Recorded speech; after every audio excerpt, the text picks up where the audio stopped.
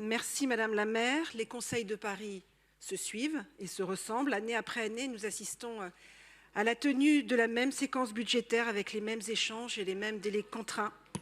Comment, Madame?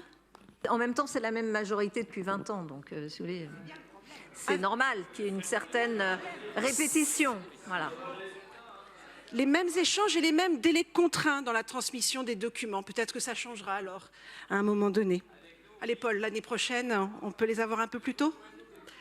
Année après année, nous vous dressons les mêmes constats, nous vous faisons les mêmes propositions, les mêmes demandes de programmes d'investissement pour la mandature, pour le même dénouement et finalement une trajectoire budgétaire non tenue avec un sentiment de plus en plus partagé que le cap n'est pas fixé.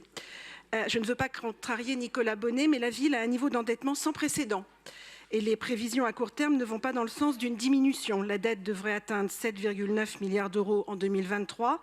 Le niveau d'endettement par habitant s'établira à 3 551 euros au 1er janvier 2023 contre 2 292 euros au 1er janvier 2022. La masse salariale ne cesse d'augmenter avec un bond d'environ 450 millions d'euros depuis 2013. Elle atteindra là encore, selon vos propres estimations, 2,7 milliards d'euros en 2025. Bref, tous les signaux de la santé financière de la ville annoncent un avis de tempête budgétaire. Comme chaque année, vous vous retrouvez confronté au même problème, à la même obligation légale de l'article 1612-4 du Code général des collectivités territoriales qui pose le principe selon lequel les collectivités doivent voter leur acte budgétaire en équilibre. Question, face à un déficit budgétaire de plus en plus grand, comment réussir à obtenir un budget en équilibre? Cette année, votre réponse sera malheureusement l'augmentation très forte de la taxe foncière. C'est un changement de pied par rapport aux éditions précédentes. Nous sommes passés de l'instrument comptable des loyers capitalisés à l'augmentation des impôts, ce qui va complètement à l'encontre de vos promesses de campagne et de vos déclarations au premier semestre 2022. Face à cette hausse d'impôts et pour faire diversion, vous accusez tantôt la crise, tantôt l'État ou tantôt la péréquation comme étant la cause de cette dérive budgétaire.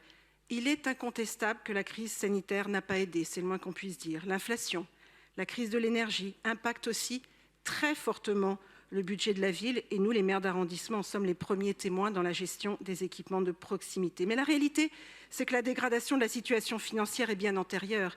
C'est bien sous la précédente mandature que la dette a littéralement doublé. Alors quand arrive une crise, comme en 2020, cette dette est amplifiée et nous nous retrouvons aujourd'hui face à une situation inextricable. Avec étonnement, j'ai lu récemment que vous dénonciez les recettes de la ville prélevées par l'État au titre de la péréquation. Vous avancez cet argument comme si Paris subissait cette perte de manière inattendue alors qu'elle est comptablement connue depuis plus de 20 ans. La péréquation a d'ailleurs été érigée en objectif de valeur constitutionnelle et qu'il apparaît par ailleurs normal que Paris puisse participer à la solidarité nationale des communes et réduire ainsi les inégalités territoriales.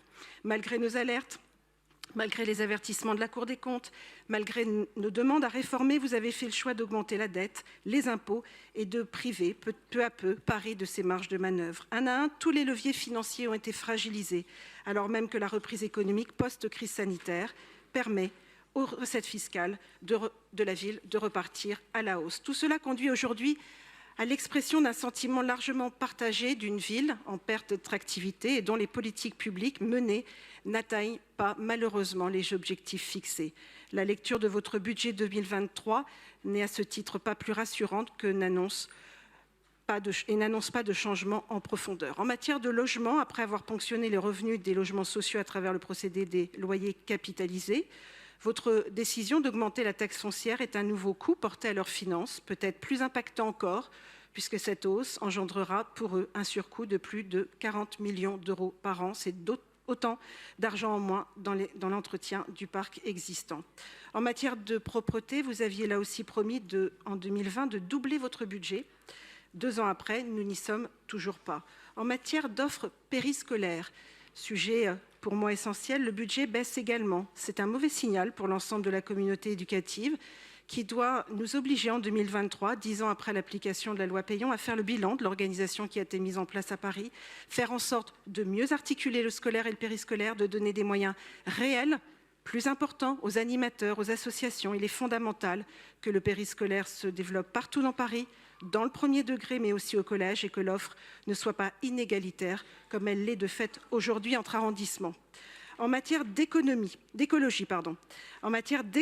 des baisses également, notamment de plantation d'arbres et de végétalisation, et alors qu'au dernier Conseil de Paris, vous présentiez un bilan du plan arbre à grand renfort de communication, j'ai été surprise de découvrir que le budget de l'entretien des arbres et des bois se voyait allouer 6,5 millions d'euros en baisse de 3,3 millions d'euros par rapport à 2022. Encore plus inquiétant, le budget alloué pour la plantation de nouveaux arbres est en baisse de 1,9 million d'euros cette année. Ces quelques exemples démontrent une fois de plus que vos engagements ne sont ni anticipés, ni tenus, ni soutenus financièrement. Là encore, au risque de me répéter, un plan d'investissement pour la mandature que nous cessons de vous réclamer aurait un intérêt pour la bonne conduite des affaires de la cité et donnerait aux maires d'arrondissement que nous sommes davantage de visibilité.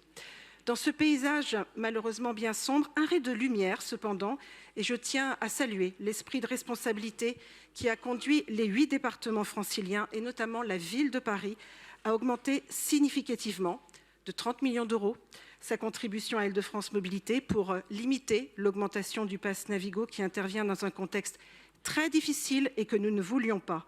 Parce que prendre les transports en commun, c'est non seulement l'avenir, mais aussi bon pour le climat, et nous devons faire bloc ensemble, au-delà des clivages politiques, pour un service public des transports de qualité, développé sur l'ensemble du territoire. Ce que je salue ce matin pour les transports en commun, je l'appelle de mes vœux pour la gestion de la ville. Alors, dans l'intérêt de Paris, Madame la maire, j'ai envie de vous dire que le temps des réformes et d'une gouvernance renouvelée est venu. Je vous remercie.